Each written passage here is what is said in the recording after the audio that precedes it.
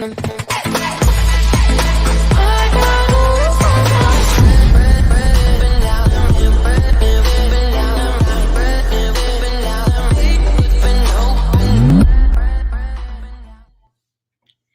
evening, everyone, and welcome to another Live with Dr. Dawn. I'm your host, Dr. Dawn Camila Brown. I'm a double board certified child, adolescent, and adult psychiatrist, a two-time best-selling author, podcaster, producer, public speaker, and media influencer.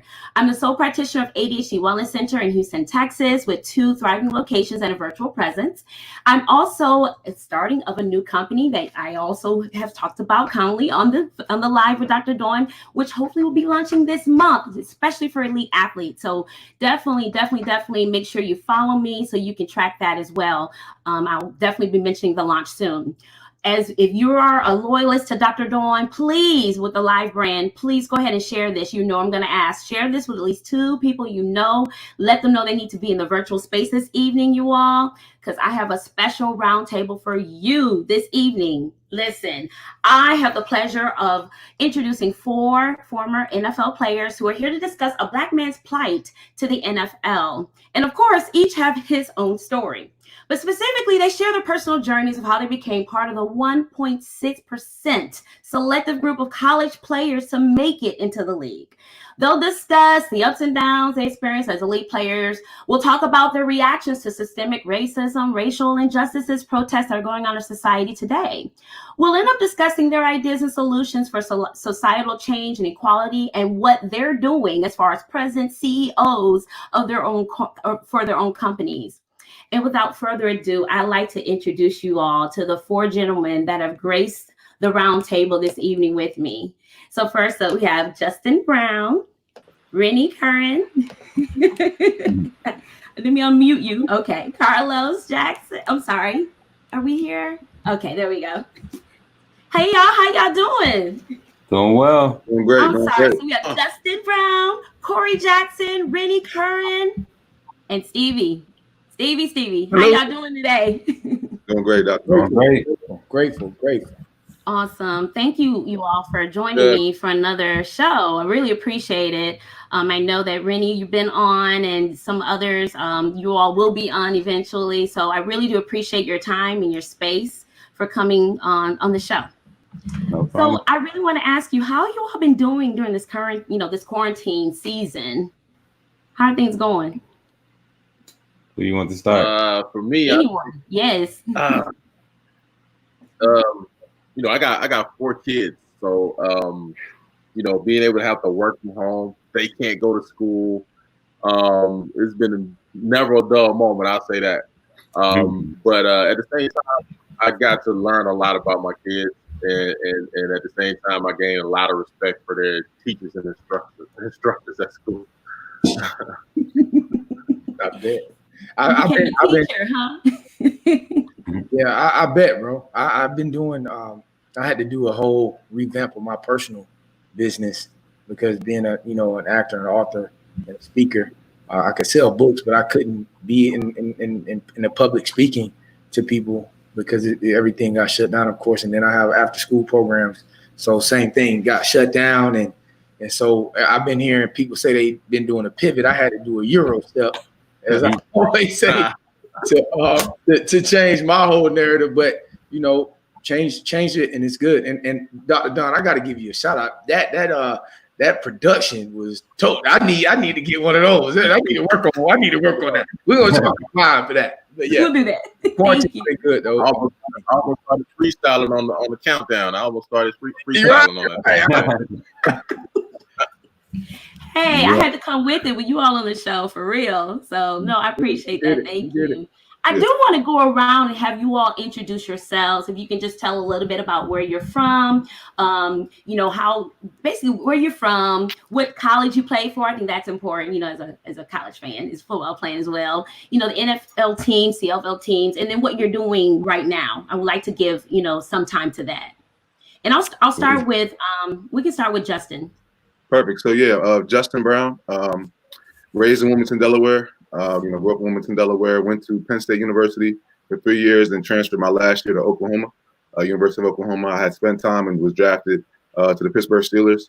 and spent 2 years with the Steelers, a year with the Bills, and pretty much like a half of a training camp with Toronto Argonauts. Now today, president of my company, Value Solutions, to which we really focus on helping student athletes and coaches and even parents of student athletes better identify who they are, or better identify their athletes and, you know, the talents and, you know, the different things that they possess, not that they can, you know, that they can use on the field, court or ice, but more specifically how they can benefit and use those same talents off of that field, preparing them for that transition, not only at the next level if they're, you know, fortunate enough to play at the next level, but that major transition that we all had to go through, you know, a transition after, you know, your sport or your career. So that's what we do, and that's what I've been doing ever since my career has been over. Awesome. Thank you, Justin, for joining us. Rennie? All right, so Rennie Curran. I am born and raised here in Atlanta by way of Liberia. Both my parents are immigrants who came here in the early 80s, but I went to the University of Georgia, was able to fulfill my dream being a hometown kid, and was able to go to the NFL in 2010 with the Tennessee Titans. Went to the Tampa Bay Buccaneers for a little bit, went to the also CFL with the Edmonton Eskimos and BC Lions. And I had a unique experience while I was playing. I got cut early on, and so that opened up the door and provided the opportunity to really get into entrepreneurship. So I started by becoming an author first, and that created the platform to get into public speaking. And that eventually grew to doing a little bit of coaching in the area of personal branding. So as far as speaking, I specialize in speaking on leadership, personal development, team building, work with a lot of schools, corporations, associations as well. And then outside of that, I do a lot. I work with athletes as well in the transition space, helping them with their personal brand, work with executives as well, doing some executive coaching. I do some strategic partnership work, brand ambassador work, really just try to do as much as I can to maximize everything that the Lord has given me. And recently launched a nonprofit as well called the Game Changers Foundation. And we focus on really 3 areas, which number one is community engagement. So we help former athletes be able to provide impact to the next generation by getting them out to speak to teams, to do camps. Then we take it a step further by doing mentorship, partnering former athletes with current athletes. And then the last piece is providing professional development. So we'll be doing a lot of workshops, job fairs and things like that. So yeah, excited to be on with you all. Thanks, Rennie, for being on. Really, really appreciate it. Corey?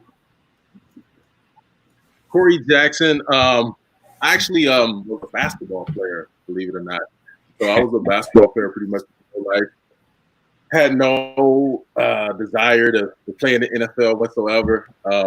Ended up coming out of high school. I didn't get recruited. I went to a small high school, didn't get recruited. Ended up working at Walmart. Did that for like a year. And then one day I was like, man, this can't be life. You know, I got to do something different. And I knew about this JUCO in Texas. So I hopped on the bus, man, showed up. Funny thing, I didn't apply for the school, didn't enroll in the school. The coaches didn't even know who I was. Showed up, walked into the gym. They had like 26 dudes on the team, so the squad was deep. Walked into the gym, got on the court, dunked on like 3 dudes. Coach was like, oh, we need you on the team. And that's kind of how I got into college, man. That was kind of like my introduction to just being able to control my own destiny. Ended up going to University of Nevada, becoming one of the top rebounders in the nation. I'm 6'7", so I was leading the conference in rebound and all that good stuff, but didn't make it into the NBA. 6'7", power forward, just didn't really fit kind of what they were looking for. Ended up going to a pro day at the University of Nevada, and ended up signing with the Cleveland Browns. Man, it was crazy. So stayed there for about 2.5 years, did that, and then ended up going to Denver. Stayed there for about 1.5 years. And then I kind of transitioned out of the league, had a couple of injuries, things like that. But I started a company called 𝗠𝗃s, and I really wanted to focus on professional athletes. I thought, you know, athletes are some of the most generous people I know, like literally, like hands down. You know, they'll do anything for anybody. They're constantly trying to help people. I mean, you have 4 guys on right now that we all do some level of speaking, coaching, training. So it's just in our nature to do that. And so what I wanted to do was 2 things. I wanted to, 1, help them access capital, right? Like being able to fund their projects and the businesses and the things they want to do. And so we're working on a few deals right now One is a $15 million deal. Another one is about a $100 million deal. But the issue has been historically that everybody wants our money, right? We want us to cut them a check and invest in what they're doing. But it's very difficult for us to get people to invest in our ideas or our projects and things of that nature. And so I really wanted to focus on that. And then the second thing, we started partnering with companies to help athletes really transition into careers that make sense for them, right? And so the biggest thing is when you come out of the league, it's hard for people to decipher like what that experience means in what we call the real world or into a new role or a new job, a new position. And so we started breaking down all these fundamental things that happens, you know, if you play this position, if you played a center for 7 years, then what does that look like on your leadership level? What does that look like on your communication level? And we started breaking all those things down so the companies can understand really what your real experience is and how you can actually be implemented into their company. And they love athletes, but the problem is they don't always know how to place us in positions to be successful. And so two things that we work on, and I love it. Like I said, you know, obviously I'm a former athlete, but athletes are some of the most generous, intelligent people I know. And I wouldn't rather be doing anything else. Yes. Thank you, Corey, for bringing on. Justin, you know why with Corey, we'll definitely need to connect. Yeah. Yes, for sure. Stevie. Hey, I'm born and raised in Pompano Beach, Florida. I graduated from Bethune-Cookman University. I was a 3-time All-American and Black College Player of the Year there. So I won the same award as Jerry Rice, Walter Payton, Michael Strahan, those guys. And I thought I was getting drafted in the first, second, or third round, but much avail. I ended up being a free agent, even being as highly decorated as I was. And that journey took me on a 10-year career where I played on 11 pro football teams. So I played for 5 NFL teams, 5 CFL teams, and 1 arena team.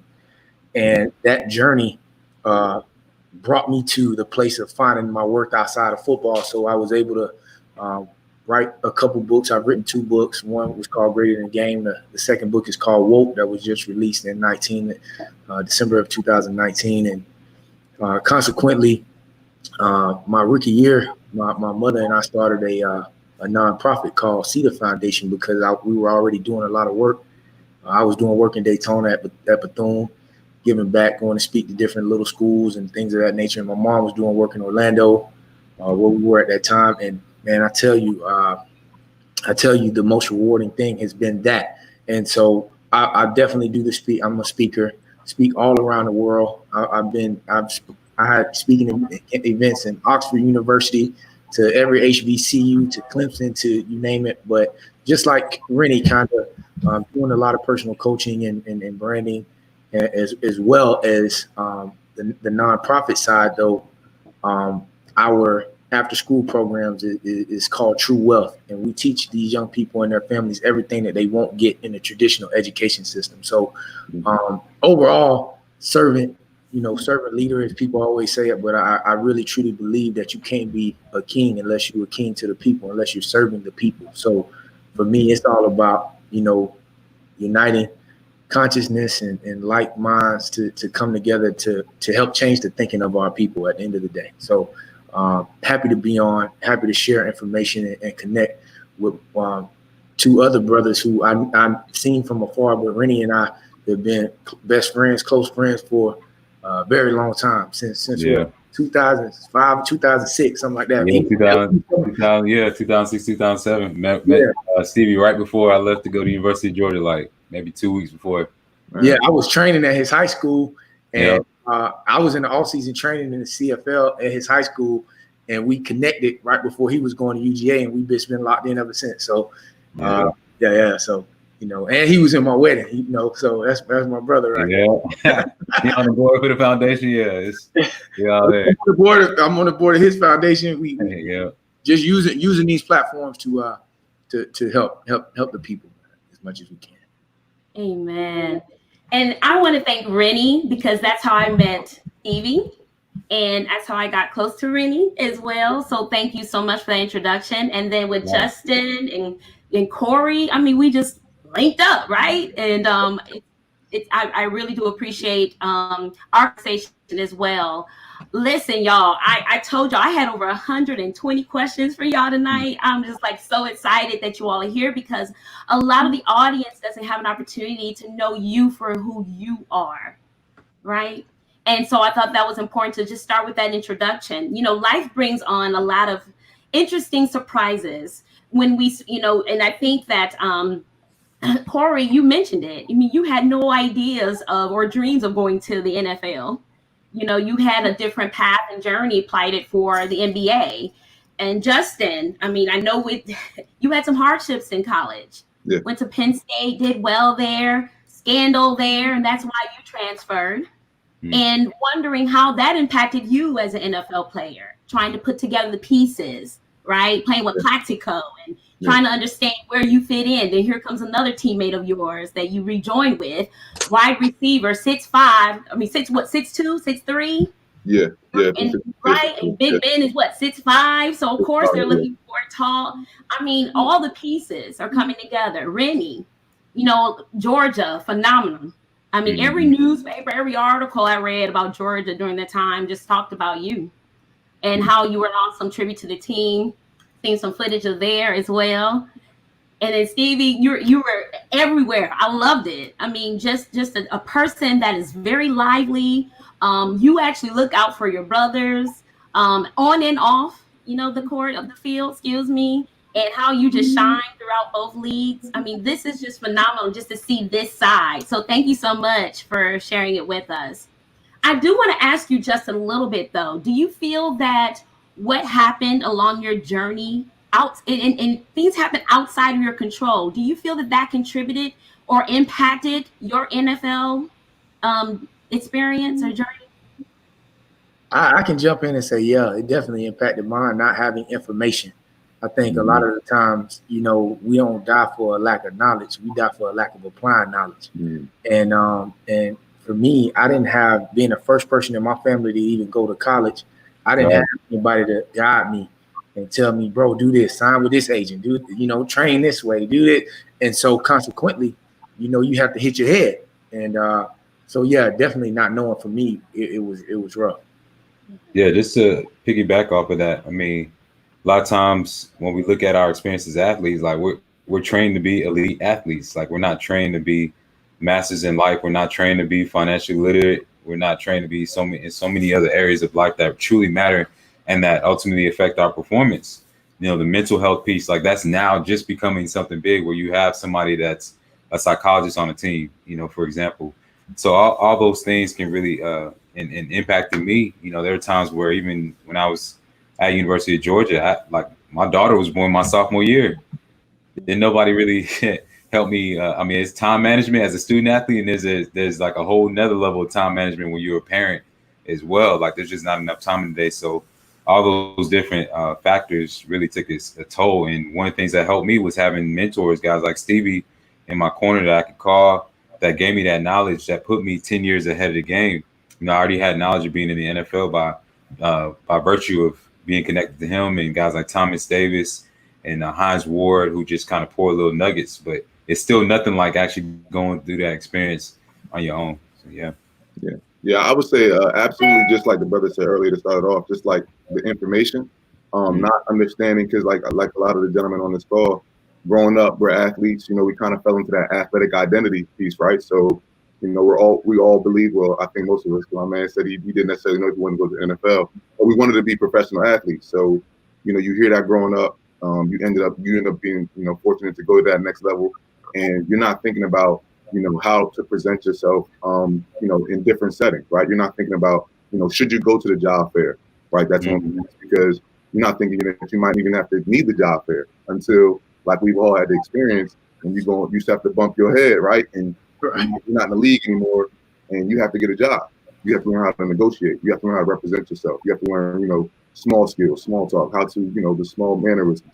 And I think that those type of skills, even just learning at, you know, as early as high school, right? Before you even start to transition, being able to understand who you are and the qualities and the talents that you possess, you know, on and off the field, and just helping you in those transitions. I think that for me, personally, that's what kind of hindered me and was one of the barriers that I had to really kind of overcome, with that transition out of the league. Yeah. Do you all feel I think one no, please go ahead. I'm so sorry, Corey. I was just saying, I think one of the biggest things for me was just kind of, you don't know, like, there's no way for you to know how fast it's going to go. Like, it goes so fast. And a lot of times you feel like you have time, right? Like, because, so I came in, I didn't know football. So they had to teach me football, right? And so I'm like, well, let me learn how to play football, make the team, let me get, to this place, that place. And so you're thinking like you have time to everything that you need to do. And so it makes it easier for you to put off or not, not address things that you may need to address at that time. But I think that was kind of like the biggest thing for me is just how fast it went, how much time, even the time that I spent doing things that made sense, how much more time I could have put into that, and I think that was one of the biggest things. And that actually helps me out today, even like in life. You think about like, I was talking to somebody the other day and I realized, I said, the more conversation I have, the more I hear myself say, man, when I was younger, I keep hearing them say that more and more now. And I'm like, what? Time really moves fast, and do the things that, you need to do and want to do right now. You can't procrastinate on that. Yes. Do you feel I'm sure every player who played the game, when they're playing the game, we know in our mind that it's not going to be forever, but you feel so invincible, you feel so strong and so powerful, like, and you feel so athletic, and you're like, man, I can play for as long as I want. And I mean, until they take that Rydell off your head and them shoulder pads are going, it's like, no, they really not calling back. And it's like, wow. So I just know, I know the guys feel that way because I know I felt that way. Like, man, I'm gonna play as long as I want to play. I'm gonna walk away from this game when I want to. But it wasn't that way. Yeah. But how did it feel to be a part of the 1.6% of those who are chosen to play in the NFL? How did it be a part of that number, that percentage? I mean, I'll start off. I'll just say it was a blessing. I mean, just from being a 5-year-old kid that had the dream, and from all the making sure that I was running with trash bags on at 6 years old to drop weight, to make weight, like all those different memories, and all the sacrifices that my parents made, and all the sacrifices that I had to make, and even the different trials to actually hear my name called, and then running out that stadium, in Heinz Field, it was just like, wow, it was actually like, it's, I don't want to mean to be cliche, but it was a dream come true. You know what I mean? It's something that you went to sleep dreaming about, and then you wake up and it's like, well, I'm really doing it. But like the guy said, it goes by so fast. So it's like you have to cherish, each one of those moments, every single one of those conversations, every single one of those experiences, because it goes by so fast. But I think that was my take on it. Yeah. Now, I just remember hating going to meetings, hating tour-a-days, and then when you leave the game, like, I mean, I didn't necessarily miss that, of course, but I think the camaraderie, I think the fans, and being able to have that, leverage the shield to do other things that other regular normal people that are not a part of the 1.6% can't do, right? And I think that, but if you learn how to leverage it while you're playing to a certain, you could do the same thing when you're not playing. And I obviously everyone on the call has been able to do that, and that's what's rewarding to me. Yeah, for me, it was definitely one of the greatest experiences of my life. I mean, the moment that you hear your name called, I was drafted 3rd round.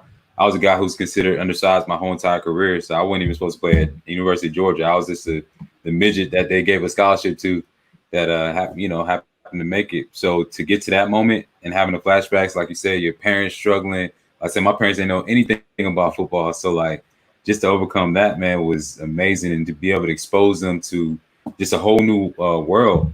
And be even in that facility. I mean, just all the things that you get exposed to, from the agents to the financial advisors to the endorsements, getting, being able to get money from Nike to go to Nike Town and get the kicks. Like, it's just this surreal world that you experience. And then there's two sides of it though. It's like you have all those wonderful experiences, you're on the team and whatnot, and then you go through your first training camp. And then you go through your first season, and then you see the business side of it. and you see how it's so cutthroat, and then you have those experiences where like the GM doesn't even acknowledge your existence. Like you just basically like any commodity, you're expendable, and you see guys come in and go out, and then you just start to lose that love, man. It's like you realize you're a product just like anything else. You're like a car or a racehorse, and that's when the true reality of it hits you. Right. And you wake up like the Matrix.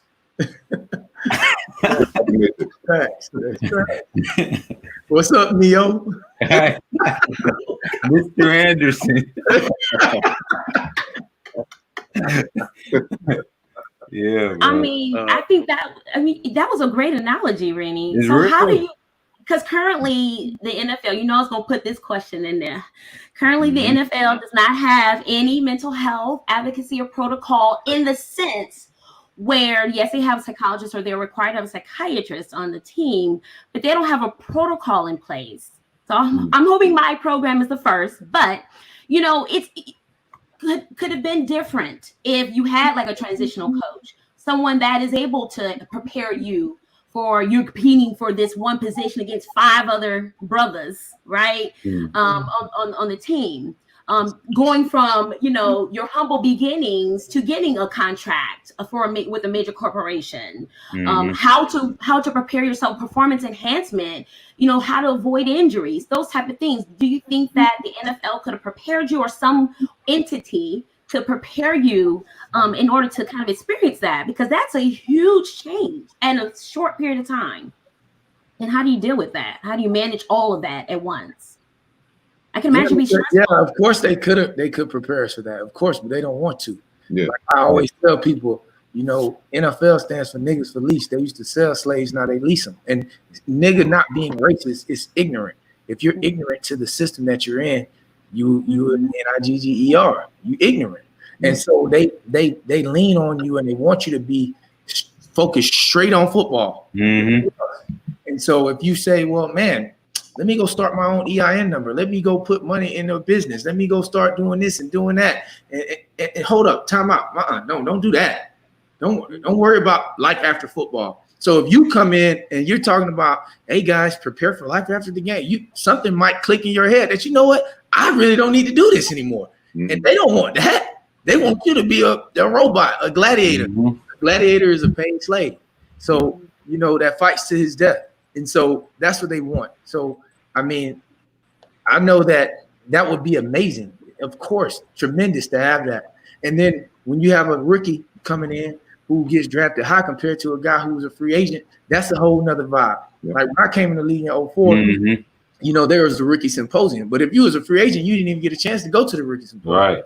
You know what I'm saying? So, only drafted guys got that. And then the information they were given at that time was not even really relevant and helpful to you. Just got these older guys coming to talk to you that are not relatable, don't know your plight, don't know you, and like telling you, you need to do this, you need to spend your money on this. And hold up, bro, you don't even know me. It's your first time. So that kind of stuff is always interesting to see for me from an NFL perspective. Yeah, I mean, I'll say as far as just like he was just saying, the education, even like I was fortunate enough to be able to go to the symposium, but one of the only things that I remember about the symposium was the fact that Brian Dawkins was speaking. I got to know Brian Dawkins, right? And so, and even, and I'm sure, the fellas that have gone through this, when you go to OTAs or, even if you're a rookie, right? You go to the OTAs or you go to those meetings and they have somebody from rep come in and they'll present and talk about, the places where to go, the places not to go, how to spend your money, how to save your money. But that's only for maybe a couple of days, right? Yeah. After that, you're on your own, right? You're on your own. Nothing sustainable. Right. They're not following back up with you. Like, we gave you what we were supposed to give you, right? What we were mandated to give you, but we're not going to follow back up. And then I'm curious to even see, how as far as maybe how maybe for the other brothers, like, when you did transition out, did they contact you? Were they, hey, let me help you find a job? Because I mean, at the they don't will help that, right? Because they know that the statistics are, after the couple years as far as financially, or even if the mental aspect of it, from being away from being that 1.6%, right? And now, you're back into, the real world, as we just said. So they don't have programs or people that help walk you through that. It's on a site. They tell you about it maybe the first meeting that you have your rookie, the first week, and then you don't hear about it until you might get something in the mail, maybe 2 or 3 years after you're done. And it's like, oh, here's your benefit. Like, okay, what about the transition and I'm struggling with mentally or financially or whatever? So I think that was my take on it for sure.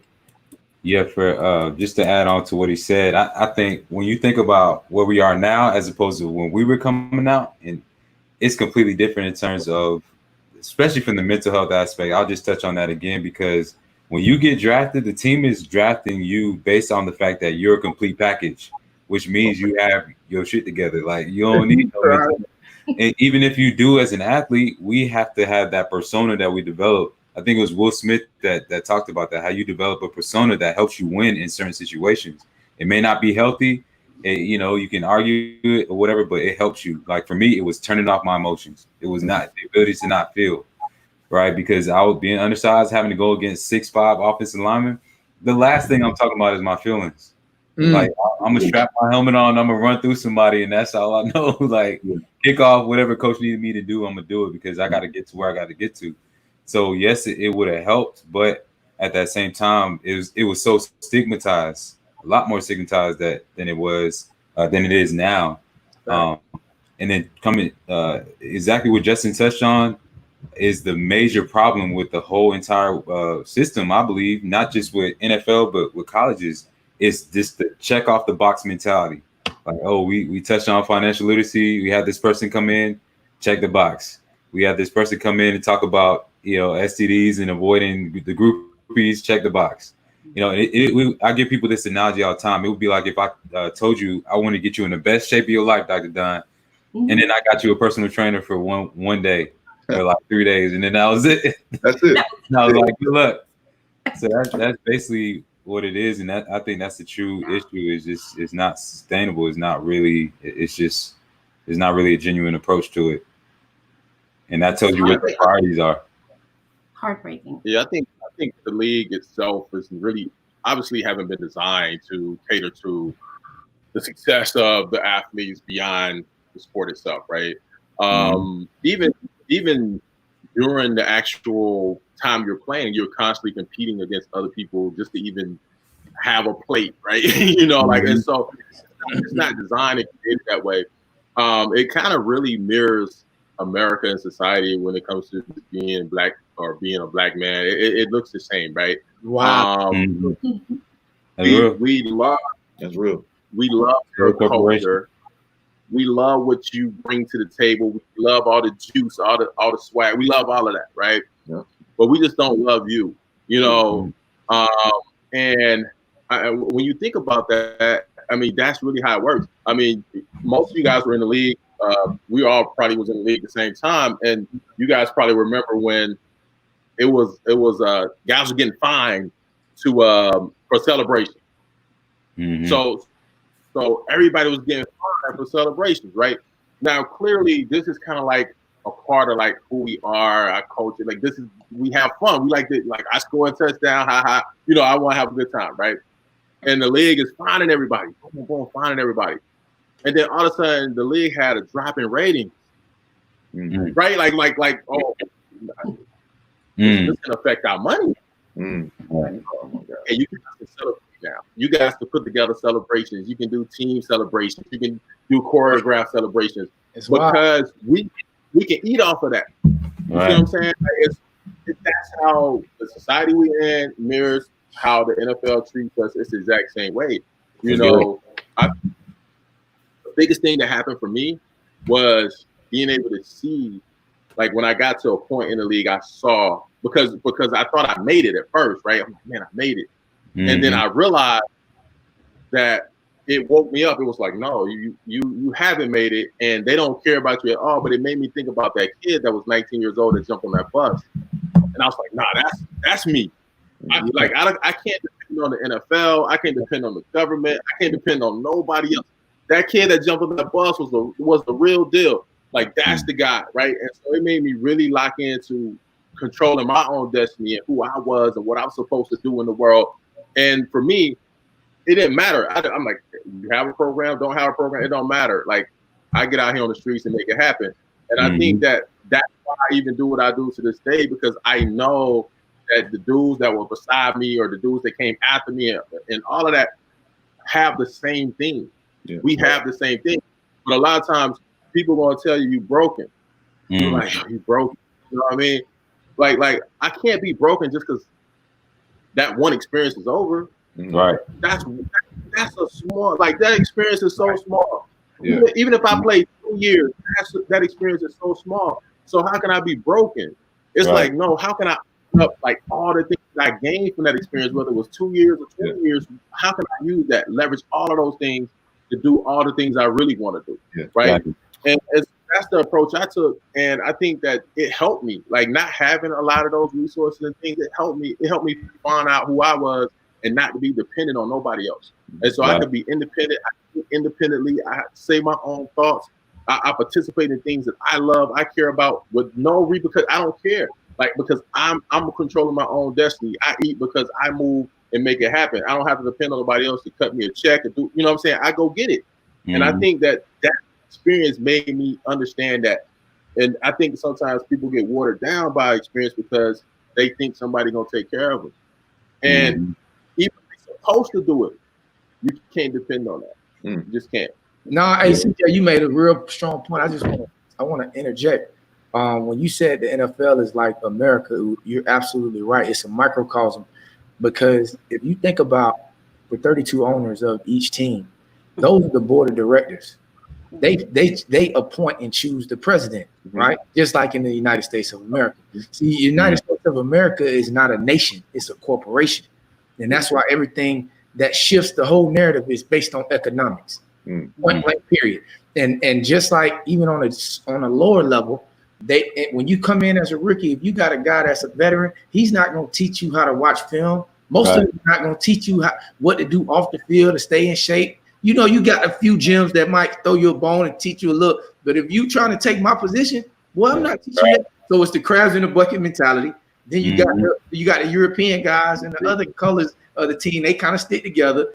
Most of them, I would say more so than not, of those guys come from more affluent opportunities than most melanated brothers that come in the league.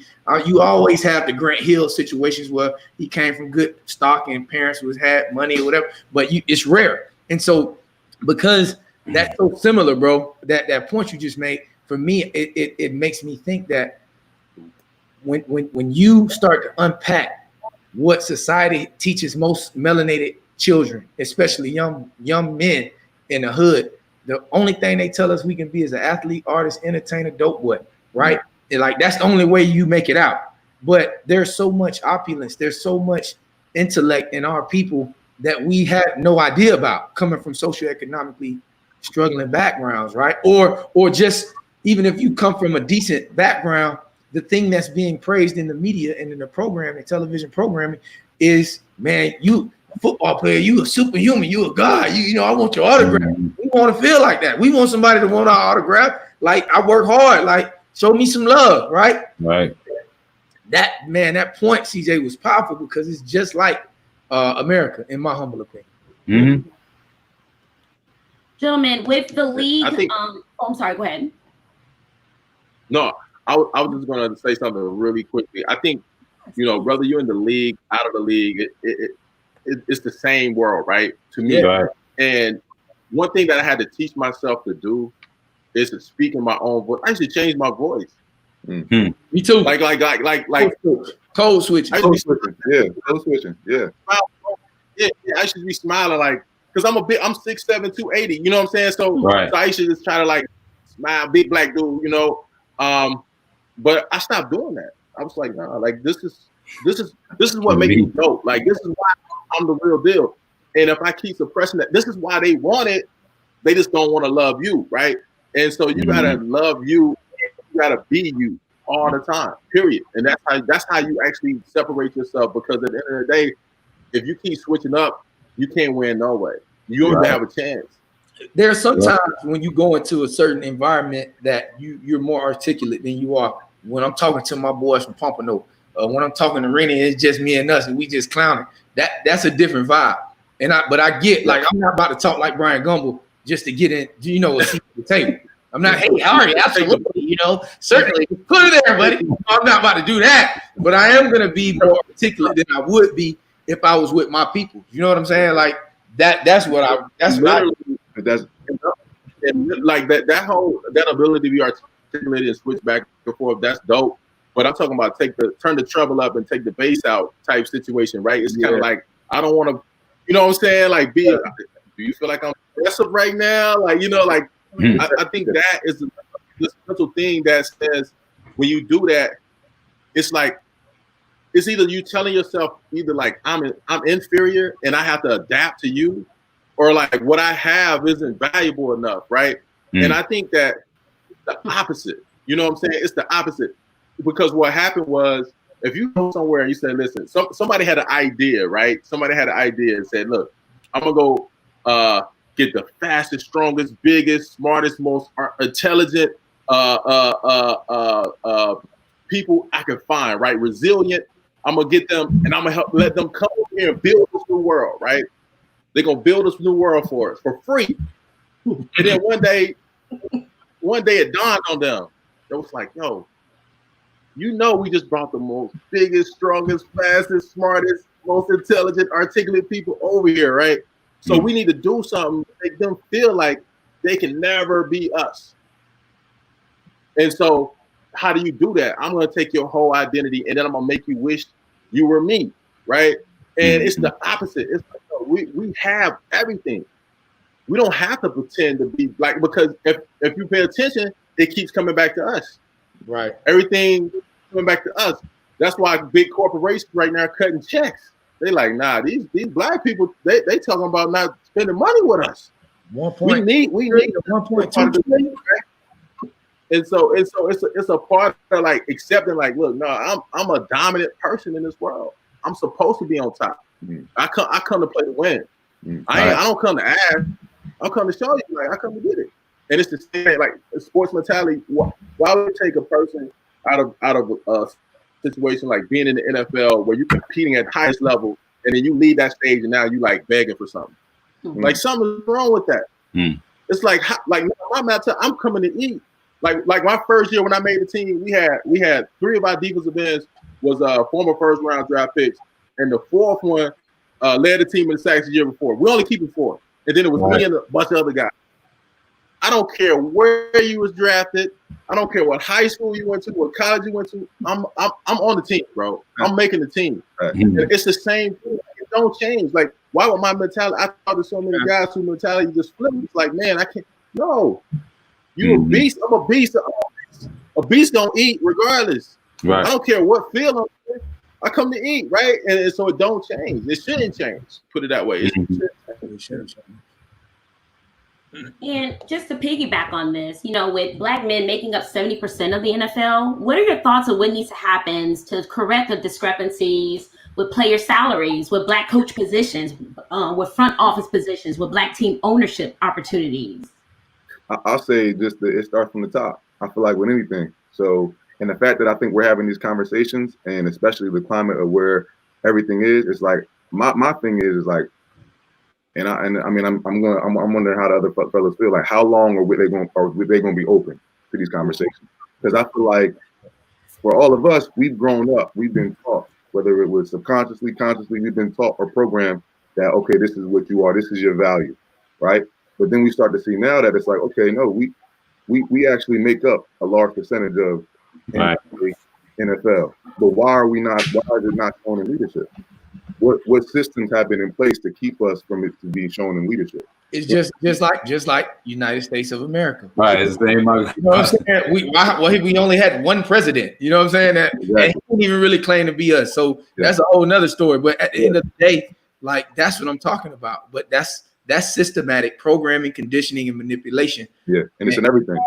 And like you were saying, CJ, how can we jump higher than everybody else in the world, but we won't elevate our mind? How can we run faster, but we still losing the race, right? And we're losing this race because we think it's about race, unfortunately. And in my humble opinion, I'm not going to protest to a system that never respected me in the first place, never even looked at me as a citizen. I'm going to do and I'm going to do my best to get with the people that think like me about changing the narrative economically.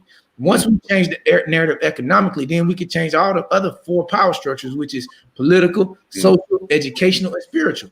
So in my humble opinion, once we change the economics of the vibe, and don't get me wrong, I understand people going out and protesting. That's their right. But I also feel that we should have different silos of leaderships, different leadership, instead of just focusing on having one leader like the Malcolm X and the Martin Luther King. That was great. But I think since everything else has evolved, we have to evolve our consciousness and thinking to having silos of leaders to help us unlearn and relearn, because we've had silos of people and energies and sources come pour information in on us. So now we have to have that same energy and more to unlearn the bull crap and get the divine mind in, the celestial mind in. Yeah. I wanted to say something too, because somebody said it started at the top. I actually don't think it does, right? But think about it this way, right? 70% of our athletes in the NFL are black, right? And you got people bringing, like, so when they picking a coach, they bring in several coaches, right? Yeah. They interview them, they talk to them. Just think about this. How does this make sense? How do you pick a coach for me, and I don't get to be involved in that process? Like, so the players don't get to say, "Oh, these are the final 3 coaches that you got for us." Okay, I got to vote. I want to vote for this one. I want to vote. Like, you don't get to pick nothing. You just got to take whatever y'all give me. So you give me a trash coach, and I just got to take it. You know what I'm saying? And so when I say start from the bottom, like, it's the same thing in America. It's like when you down here and you demand something different, because sometimes we get confused about leverage, right? Like, we don't always know we got it. You know what I'm saying? We don't always know how to use it. You know what I'm saying? Just like somebody was saying, like, right now today we got leverage. We obviously know that. Everybody on this panel knows we have leverage as black people right now. People are paying attention to us. They listen to us. It's our responsibility to get whatever we need to get done, right? We all understand that. And it's always that way. My mom used to say it all the time. It's a time and a place, right? It's a time where you know this is it. This is history. We in history right now. It's happening for us right now, you know. But it's the same thing in the NFL. It's like, as players, they should be demanding, like, I should be a part of that process, bro. But that's the only way you can't do that when you have a European mind. When you have a condemned mind, you know, if 50% of that 70% said, man, we're not coming to play, y'all got to pay us more, y'all got to change the CBA, guaranteed contracts, whatever. That's not happening. You know why? Because the mindset. And that's why my thing, CJ, is once we understand to change the way our people think, until we change the way we think, bro, and unlearn and relearn, like I got a thing I always say, you know, your lady might want you to be romantic, but I told my lady I'd never be romantic because I'm not a Roman. I'd never be a gentleman because I'm not a Gentile. It don't mean I can't treat you with respect and dignity and honor, but don't put me in the box of something I'm not. I'm greater than that. You know what I'm saying? So the same thing with our brothers who were playing.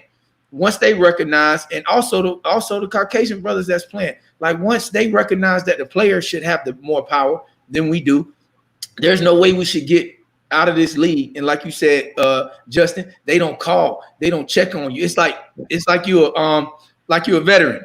I hear very, very close similarities to veterans, how they treat veterans and us. Yep. The traumatic brain injury, the of course the CTE stuff with all that, but just even on the regular day-to-day health and depression and anxiety, we not having those conversations. If I play football from 7 to the age of 32, I lost one of my best friends. I lost a family member. I gotta find a way to cope with that. You know what I'm saying? And you can say football is not your identity all you want, but it's your identity. It's a part of what gets you in the door. People talk to you because you played in the league. Period. You know what I'm saying? So we can say that it's not our identity, but it is a part of our identity. Unfortunately, it just doesn't have to be who you define yourself as, of course. But I think that's something to talk about. What you think, Ren? Yeah, I mean, when it comes to your original question was just about how we can get more opportunities for coaches and ownership and whatnot. I definitely agree with you, Stevie, that it's a mentality, but we got to understand too that this system wasn't built for us to have input. It's just no different than any other corporation. We're the products. So when you ever seen a racehorse saying we ain't gonna race, or like, you know what I'm saying? It's just like it's a system that's been going on for years. And so I truly believe it starts with the mindset, but we have to be in that mindset of self-determination. Like, I truly believe we want to see our own coaches, our own owners. We're gonna have to start our own thing, and it really starts with us, like planting those seeds from the jump, like going to these high schools, like really planting that CA, like, have you considered this? Showing them a different reality. Yeah. And by the time they get to that point of being in the NFL, like, they already have it made up in their mind that, hey, I'm here to leverage this system. I'm here to, infiltrate and learn how they're doing things, how they run these corporations, how these team owners do their things, so we can eventually build our own. I think that's the point that we have to get to. And I just want to say one thing. I don't want to cut you off, but I just want to say one thing. And I was having this conversation with someone that went to HBCU, so I'm definitely curious on how the brother that went to Bethune-Cookman that feels about this. But the fact that now I just saw two student athletes that have committed, one basketball, committed to HBCUs that are top athletes. And I'm like, and when people are talking about, you got the NCAA, it's a big powerhouse, it's a money thing. Well, if 50 out of the top 150, prospects in NFL and football or basketball go to HBCUs, now all those TV ratings get flipped to HBCUs. Now HBCUs start to experience some of those revenues. Now where do those revenues go? They get poured into the community. So that's why it's like there's ways that if I feel like you have to come with unity and being strategic, that we can still use a system that was in place and say, okay, let's pivot this way, and let's now try to start making to where athletes can feel more comfortable going to HBCU instead of thinking, well, if I don't go there, my chances to getting into the NFL might be slim. That's part of that programming, yeah. Like nowadays, you have the control. You have social media.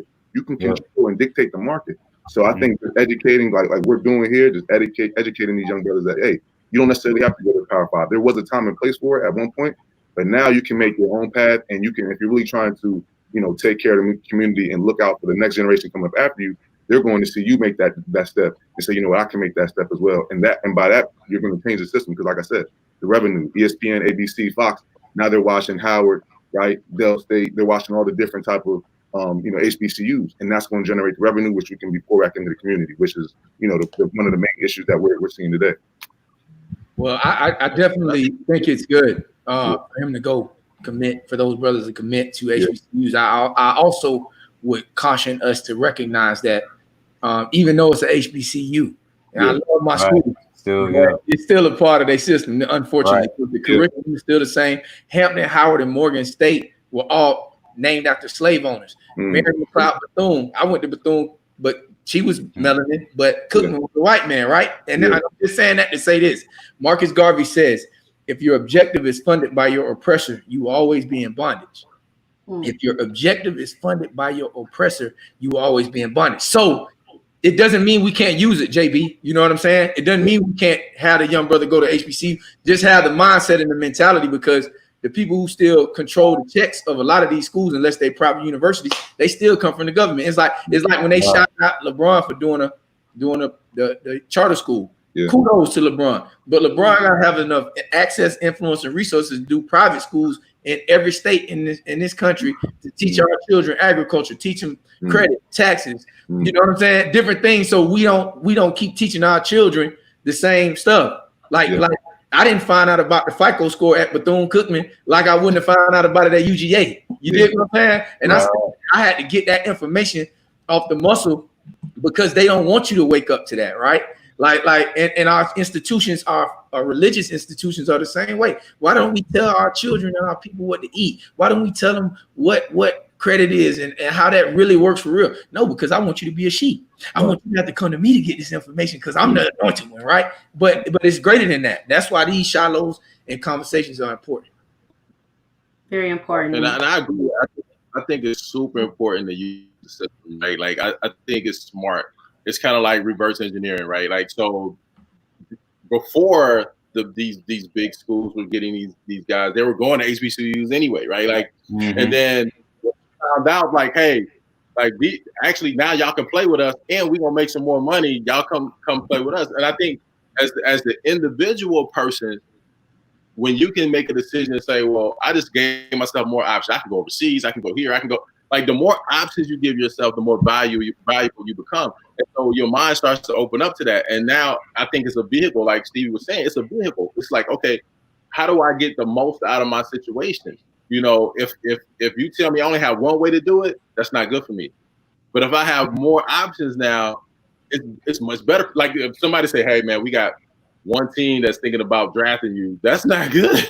But if you're like, hey, man, the top 10 teams, all top 10, the first 10 teams want you, that's a good situation to be in, right? And so I think it's really smart just to look at how you leverage different opportunities and take control of your own destiny in a sense. And then also what it does is it forces the system to treat you better, right? So the system has to say, well, man, if we really want these guys to come here, we got to do something different, you know? And I think that's something that is smart. And I think that's a part of what we have to do in addition to breaking down systems as well. Like, there's systems that just really have to be broken down. And obviously, we talked about it earlier. I think we're at a point in time in our nation where there's some systems that really is ready to go. Definitely. Listen, I did actually want to bring to the roundtable the idea of collectively doing what LeBron is doing, because you all are looked at, I think, as far back as 6th grade is what the research tells us, that you're actually followed from 6th grade on through to collegiate. If you get grabbed it high enough, they'll put that much info in. Yeah. So what if we do introduce a schooling to where we do teach our kids our real history? We teach them who they are before they become some, you know, a football or basketball or whatever identity that they're often are while they're doing it or after, right? I mean, have you all thought about doing something like that collectively as far as education wise? Well, go ahead, JB. Yeah, I mean, I would just say that that's what it takes, though. You know what I mean? Just coming together and understanding that, you know, we have a voice because of the platform that we were able to reach.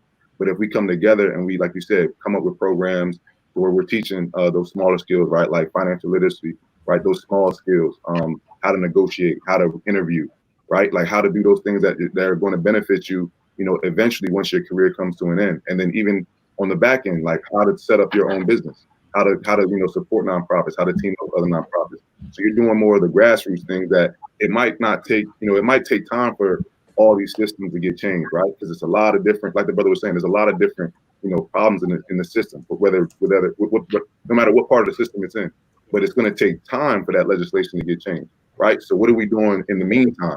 What programs are being started up? How, you know, what nonprofits or what grassroots services are going to be implemented to, all right, until they do change it in black and white, we got to figure a way. Just like my man said, we're athletes, so we're used to figuring out on my own independently. I'm gonna figure out a way to get it done, right? So if we can come up and connect, right? That's why, like my man was saying, these shallows like this is perfect, because you get great minds that have the same similar experiences, that understand those, you know, the back end stuff that maybe a lot of people don't understand.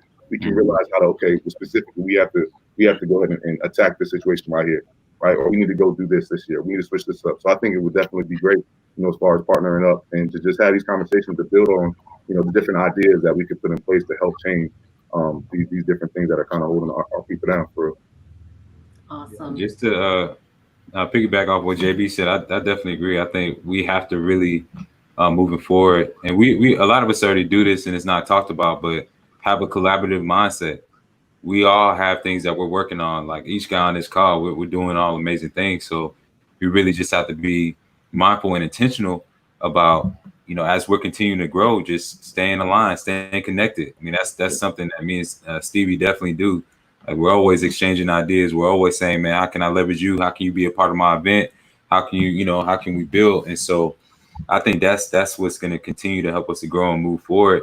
And we got to keep in mind too, a lot of these systems that are in place, they've been in place for years. Like for years, you look at the NCAA, you look at all these different, the University of Georgia's, they've been doing their thing for years. So it's not like something we can just change overnight just by holding one meeting or one discussion.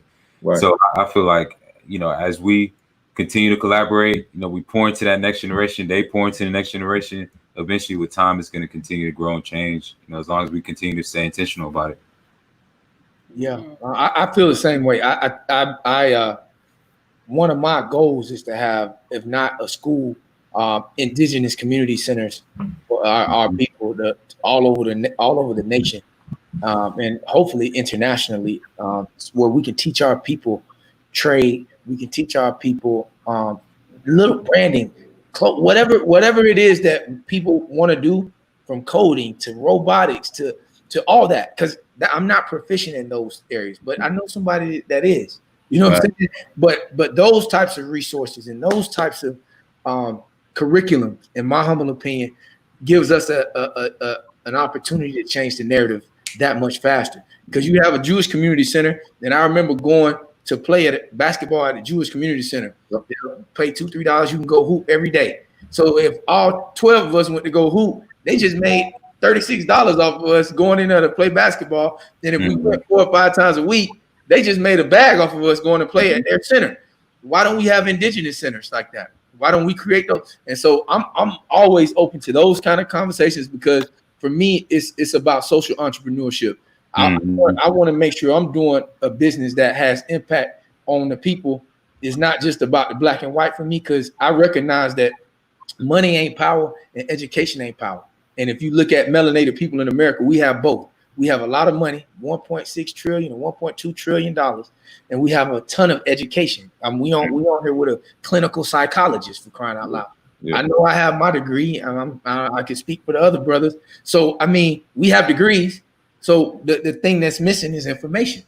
How do we get the correct information on how to come together to really unify, to do these types of things that, you know, they got rid of in Tulsa, Oklahoma? Because they got rid of it for a reason. Yep. They must have got their attention for a reason. On Auburn Avenue being right here in Atlanta, being one of the wealthiest streets in all of Georgia at one point. But now, you know, the gentrification came in and boom, now it's like that, right? So like these types of conversations for me are great, but I know it comes back to the 5 power structure: political, social, economic, education, and spiritual. And once we find out how to have unity in those, it's over with. Yeah. Gentlemen, I know that our time is up, but guess what, audience? They have dedicated a part 2. So we're going to have a part 2 to this. So I'm excited. Thank you so much, everyone, for dedicating your time again.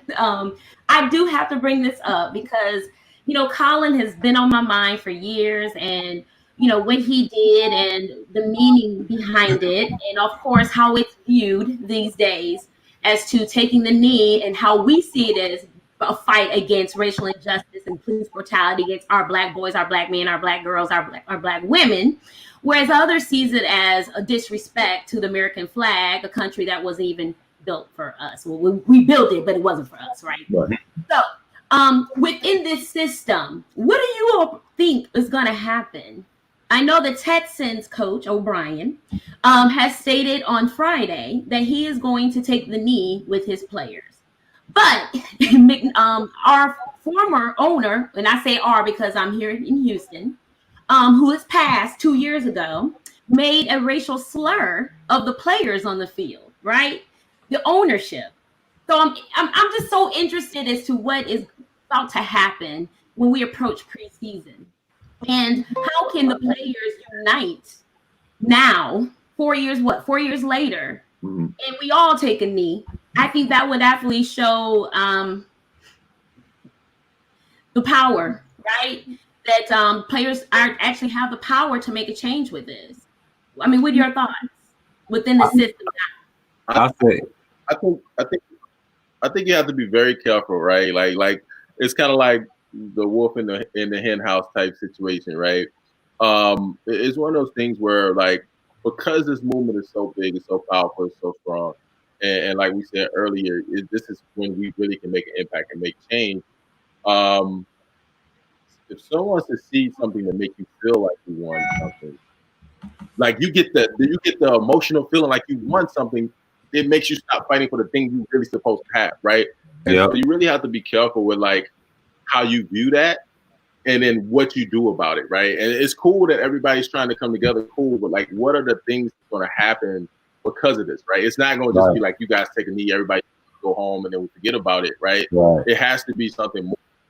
And I think that when you have institutions that get on board with things because they have to, you have to be very leery of that.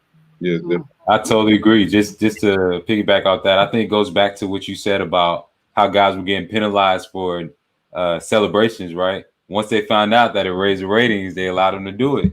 I think the knee is going to be the same situation. If you know the street start talking and say this is what we want, NFL is going to have no choice to get behind it.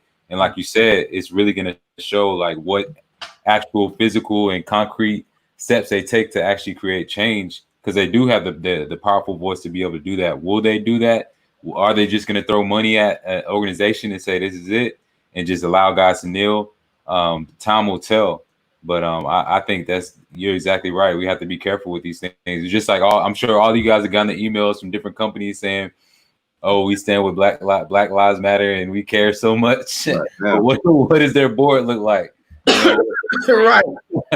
You know, so it's gonna be interesting. But and it's also interesting that you have I'm sorry. Go ahead. I'm gonna get out of the way. I want to say this. Number one, they saying 250 million in the next 10 years they're gonna put to social justice issues and all that. We don't know where that money going. Like, I never know where that check going to. You know what I'm saying? If it ain't coming to Game Changers or CETA or Dawn Foundation, I don't know what's going on. I don't know where it's going. But anyway, we know we're gonna give back to social justice, baby.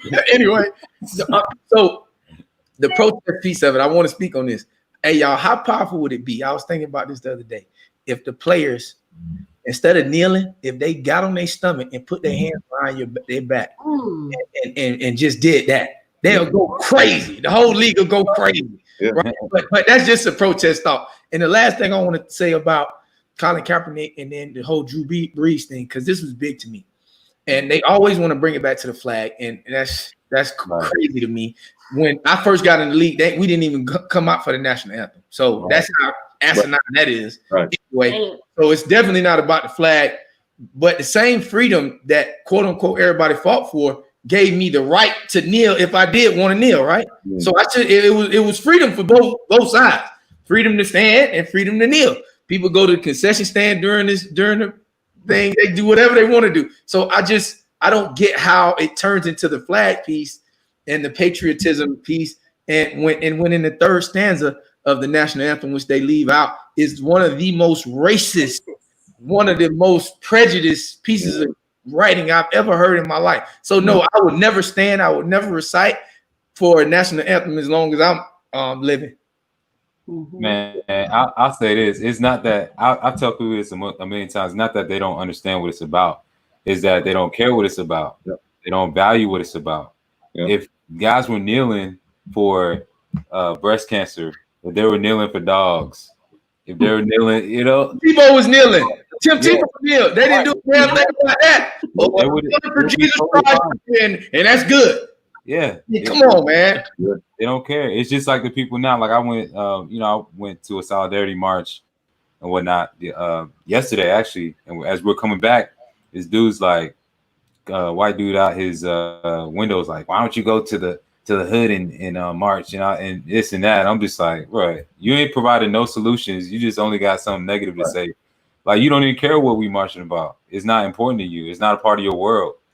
So your only response is to say something negative, is to find something of why it offends you.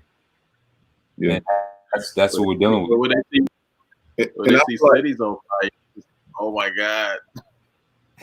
Wait, so what? Cities, they see cities on fire. Cities blazing up, then it's like, oh my God, right? Like, it's focus on the looters. It's like, so when you look at what happened with George Floyd, right? The only reason we're in this space right now is because it was so ridiculous, right? Like, it was so obvious. Like, 8 minutes and 46 seconds. Like, you can't deny. Like, I don't care who you are. Like, it's no way you could deny that. You like, oh my God, like, that is crazy. Like, and it's on camera, and you don't care. Like, that's the only reason it became what it is now. Everything else they could, right, to escape it, right? Like, oh well, maybe it's this, or maybe he need to move his hands like that, or he probably shouldn't have said this, or like, it was always something.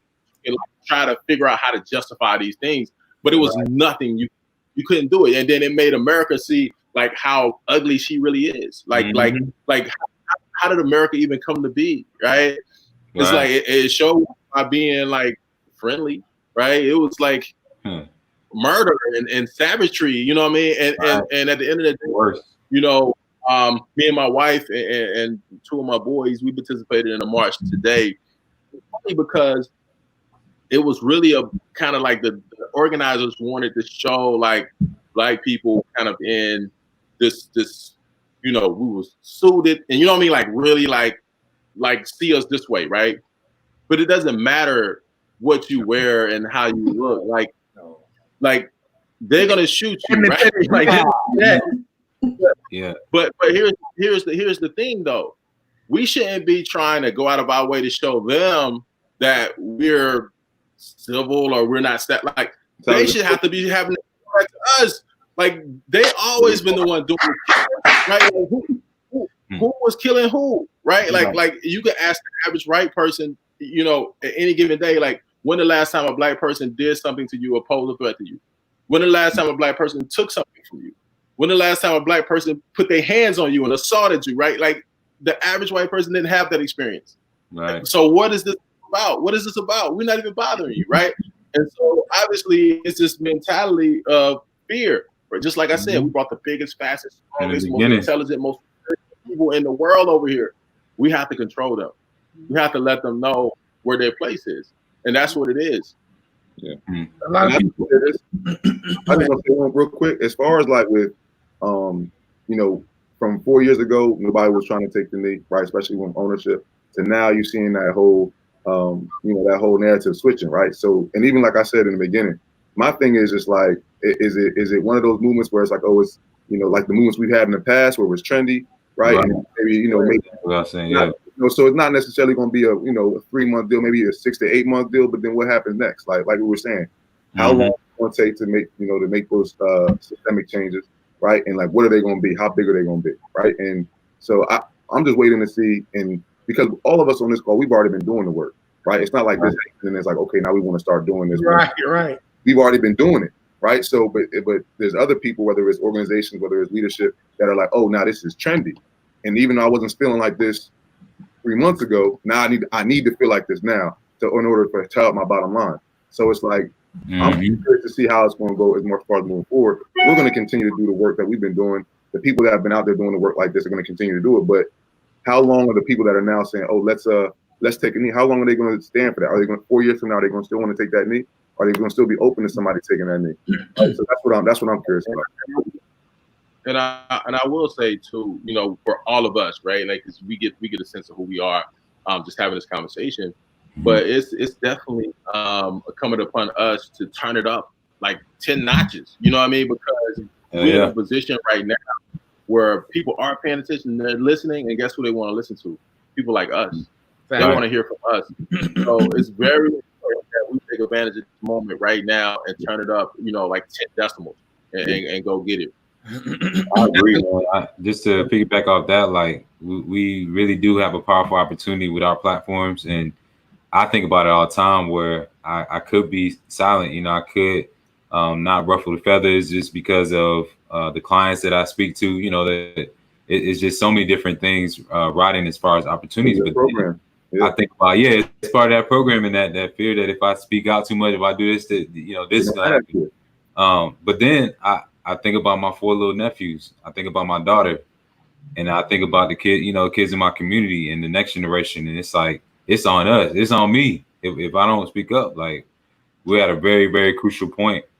And you know, I just feel like the buck stops with us. So it's our obligation. It's our duty to do these things, to go into these spaces. I mean, just like the those before us did, and make those sacrifices. So that's what I'm about at this point, man. Yeah, bro, I agree with every one of you brothers. And Don, I want to thank you for having us on here. I just want to, guy named Cordell, and I wanted to say something to 𝗲𝗻 piece real quick. And thank you, 𝗲𝗻, for the language piece, because that's big. Y'all know I'm big into language. But he said something about providing solutions. And so with me being into words and into etymology, the word solutions, if you look at it, the prefix really sounds like soul. We have to have, in order to provide a solution, we really have to have solutions. We dealing with a lot of diseases, but the most important disease we dealing with is STDs, and it's called spiritually transmitted diseases. We have so many people that are dying from these diseases because their spirit, their soul has been tormented. And it's not just melanated people, it's not just white people, it's not just, it's the whole entire system. The whole entire constitution has to be rewritten. The whole entire legislation, judicial, the way we vote, all that shit got to be abolished, in my humble opinion, in order for us to get to a place where we can have, we got Africa, little Africa, or whatever you want to call it. I don't even like that name, Africa, but we can go into that. But place for melanated people, the indigenous center. You got little Italy. You got Korean town. Everybody else got their town except us, right? Everybody else has their little niche except us. And so the real solution is we got to dig into our soul, and we got to really find out our worth. And the way we do that, one of the ways we do that is change the way we eat, and change the way we think, and change the way we treat each other. Because and I'm not just talking about consumption in your mouth. Yeah, that's huge, health and wellness. But I'm talking about consumption 360 in your eye gate, your nose, your ears. Everything that we consume has been so toxic, and it separated our soul from nature. It separated our soul from divinity. So for me, that's the number one piece. And I'm not talking religion. I'm talking righteousness. I'm not talking tradition. I'm talking truth. Because what I'm talking about, the God when I say God, I'm not talking about isms and osms. I'm talking about the God that's in control of the invisible and the visible. So for me, that's the solutions that we need to focus on. So peace and power to you guys, and thank you for the call, Don. Likewise. Thank you, everyone. Oh my goodness. I really appreciate you all coming on tonight. Thank you so much. Stay on, okay? Stay on. Don't go anywhere so we can solidify some things. But thank you, audience. Thank you so much for putting your questions, your comments. I saw some comments that we didn't address tonight. We'll definitely try to get to them the next time we meet. Make sure that you follow Dr. 𝗠𝗃 MD. Make sure you all follow all of these gentlemen on this platform. Make sure you support what they're doing. I'm actually going to have all their websites, what they got going on in the promo, so you can actually go ahead and support their non-for-profits, what they're doing in the community, because every single last one of them are president, CEO, all right? We want to make sure that we support our brothers and our Black businesses. And I also want to just say, listen, we are the change that we want in the world. We talked a lot about that tonight, but it is important. Texas, I'm speaking to Texas residents right now. We got to vote. You know, the local elections right now are just as important as the November election. So know the dates of all your local elections. Tomorrow, Texas, the last date, the deadline to register to vote is tomorrow, okay? And that's for the primary runoff election, which is on Tuesday, July 14th, all right? So the early voting, I believe, starts on June 29th. So make sure that we vote. It's important. And I again want to thank you, brothers. Thank you, Stevie, Justin, Rennie, Corey. Thank you, gentlemen, for sharing your stories and your perspectives. Thank your families for allowing us the time, to have with you this evening as well. And again, I'll make sure that your social media handles and websites and all the information is actually tagged in the promo. All right. So everyone have a good night, and we will see you next time. Gentlemen, don't go anywhere. I'll be right back. Thanks, everybody.